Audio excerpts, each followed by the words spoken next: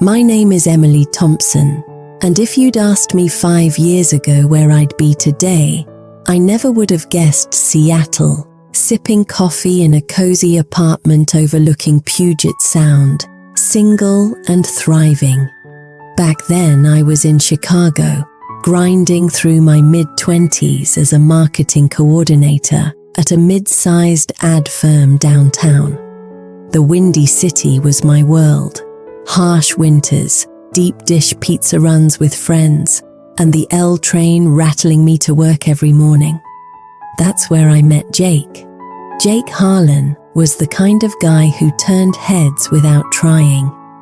We crossed paths at a networking event in the Loop, one of those after-work mixers where everyone's pretending they're not exhausted from the 9 to 5. He was a software engineer at a tech startup, the type that promised ping-pong tables and free snacks, but delivered endless deadlines. Tall, with messy brown hair and a smile that could light up a room, he approached me with a bad joke about the appetizers. "These mini quiches are basically just eggs pretending to be fancy," he said, and I laughed harder than I should have. We hit it off instantly. Dates turned into weekends, weekends into shared Netflix binges in his Wrigleyville apartment. Jake was from a small town in Ohio, but he'd made Chicago his home after college at Northwestern. He talked big about his dreams, climbing the corporate ladder, maybe starting his own app someday. I loved that ambition. It matched mine. I grew up in suburban Milwaukee, the daughter of a teacher mom and a factory worker dad, always taught to hustle for what I wanted. By our 6-month mark, we were inseparable. He met my parents over Thanksgiving in Wisconsin, where my dad grilled him about the Bears versus Packers rivalry, and Jake held his own with a grin. Life felt good. We weren't perfect. Jake could be stubborn, and I had a habit of overworking, but we balanced each other. Or so I thought. Fast forward 2 years. We'd moved in together to a 1-bedroom in Lincoln Park, splitting rent and chores like responsible adults. My job had promoted me to account manager, which meant longer hours and more stress.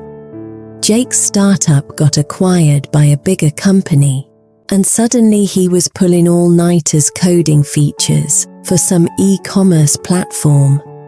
We were both burned out, but that's adulting in America, right? You push through, caffeinate, and hope for that next vacation. The first real crack came during a rough patch at work for me. I'd landed a big client, a national chain of coffee shops wanting a rebrand, but the deadlines were brutal. I started getting migraines, the kind that make your vision blur and your stomach churn. Jake was supportive at first, bringing me Advil, rubbing my shoulders while I worked late on the couch. "You've got this, Em," he'd say. But as weeks dragged on, his patience thinned. One night, I came home from a client meeting feeling like death. My head pounded, and I could barely keep food down. "Babe, can you pick up some soup from the corner deli?" I asked, collapsing on the bed. He sighed, loud and dramatic. "Emily, I just got home too. I've got my own deadlines." He did it eventually, but with that under-his-breath mutter about how I needed to manage my stress better. I brushed it off. Everyone snaps sometimes. Little things added up. He'd forget to unload the dishwasher, then blame it on his work calls. I'd plan date nights, but he'd cancel for just 1 more hour at the office. We argued more about dumb stuff like whose turn it was to pay the cable bill, or why I always left my shoes by the door. But we made up, always. Sex was still good. Laughter still came easy on good days. I told myself it was just a phase. It was mid-February, that brutal Chicago winter, where the wind off Lake Michigan feels like knives. Flu season was raging. Half my office was out sick, and I'd been dodging it like the plague. But one Tuesday, it hit me hard. I woke up with a fever of 102, body aches that made every muscle scream, and a cough that rattled my chest. I called in sick, something I hated doing, but I could barely stand. Jake was getting ready for work, tying his shoes in the living room. "Hey, I'm really down bad," I croaked from the bedroom. "Can you grab me some meds before you head out, and maybe call the doctor for me?" Our primary care was a nightmare to schedule. Thanks, American healthcare system. But I needed antibiotics or something. He poked his head in, frowning. I have a big demo today. Can't you Uber Eats the meds or something?" I stared at him, shivering under the blankets. "Jake, please, I feel like I'm dying." He rolled his eyes, actually rolled them, and said, "Fine, but this is the 3rd time this month you've been sick. Maybe lay off the late nights." 3rd time? I'd had one cold in December, but I was too weak to argue.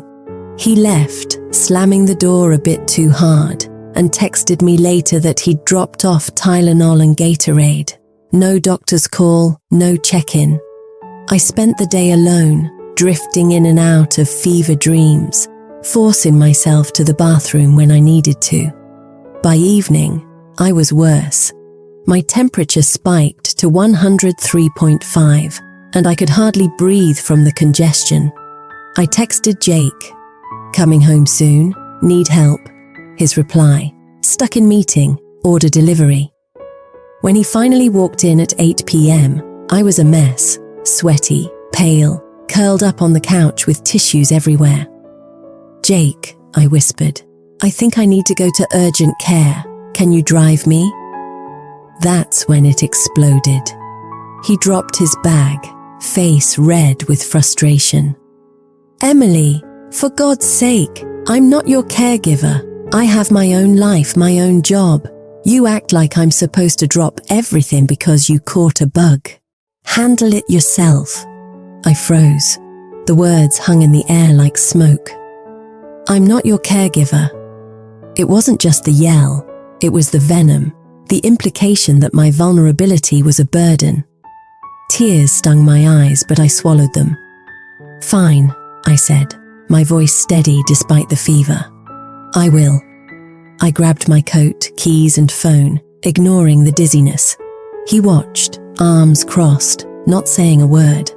I walked out the door, hailed a cab in the freezing night, and went to urgent care alone. Diagnosis: severe flu with a secondary infection. They gave me meds, fluids, and sent me home with instructions to rest. But I didn't go home. I called my best friend Sarah from college, who lived in Wicker Park. "Can I crash at your place?" I asked, voice breaking. She didn't hesitate. That night on her pull-out couch, I cried myself to sleep. The next morning, Jake blew up my phone. "Where are you? This is ridiculous." I ignored him. Sarah made me breakfast, scrambled eggs and toast, and listened as I poured it all out. That's not okay," she said. "You've been carrying him emotionally for months. Time to think about you." I knew she was right. I'd been the one planning our future, talking about marriage, kids someday, maybe buying a house in the suburbs. Jake always nodded along but never initiated. His "I'm not your caregiver" wasn't just about the flu, it was about everything. He saw my needs as inconveniences. By noon, I texted him, "We're done, I'll get my stuff later." His response was a barrage. Apologies, excuses about stress, promises to change. But I'd heard it before. I blocked him, packed a bag from Sarah's, She drove me to grab essentials while he was at work and booked a flight to my parents in Milwaukee. It was impulsive, but necessary. The drive up I-94 felt like shedding skin. Snow flurries danced on the windshield as Sarah blasted our old college playlist, Taylor Swift anthems about heartbreak. "You're gonna be okay," she said. And for the first time, I believed it. At my parents', Mum fussed over me with chicken noodle soup. Dad offered quiet hugs. They didn't pry, just supported. I took a week off work remotely, healing my body and heart. Therapy started virtually. My insurance covered it, barely. And I unpacked years of patterns. Always the giver, never demanding reciprocity. Milwaukee wasn't home forever, but it was a soft landing. I stayed 2 months, helping Mum with her garden as spring thawed the ground. Dad and I watched Brewers games, yelling at the TV over beers. I freelanced marketing gigs online, building a portfolio. Jake tried reaching out through mutual friends, but I stayed firm. "Tell him I'm fine," I'd say. And that's it. One day, scrolling LinkedIn, I saw a job posting. Digital marketing specialist at a firm in Denver, Colorado. Why not? Mountains, fresh air, a new start. I applied, interviewed via Zoom, and got it. Packing my life into a U-Haul felt liberating. Sarah helped load boxes, teary-eyed but excited. Go conquer the Rockies, girl. Denver was a culture shock. Sunny skies, hiking trails, craft breweries everywhere. My apartment in Capitol Hill was tiny, but mine. Work was fulfilling. Collaborative team, flexible hours, no toxic bosses. I joined a hiking group, made friends at yoga classes. Dating? Not yet. I focused on me. Therapy continued, journaling my wins, even trying meditation apps. But echoes of Jake lingered. A bad cold in my first Denver winter had me stocking up on meds alone, and it stung. I realized how much I'd normalized his neglect. Friends shared similar stories, partners bailing during tough times, the quiet epidemic of emotional labor imbalance in relationships. A year in, life stabilized. I dated casually, a ski instructor named Mike, fun but no spark, a teacher from Boulder, sweet but too serious. Then at a marketing conference in Las Vegas, fate threw a curveball. Jake was there, presenting on tech integrations for ad platforms. We locked eyes in the lobby bar. He looked older, tired, bags under his eyes, that messy hair now neatly combed. "Emily," he said, approaching cautiously, "can we talk?" Against better judgment, I agreed. Over drinks, he apologized profusely. "I was an idiot. Work consumed me, and I took it out on you. I've been in therapy, changed jobs, less stress now." He was back in Chicago, single, regretting everything. I listened, heart twisting. Part of me wanted closure, another wondered if people change.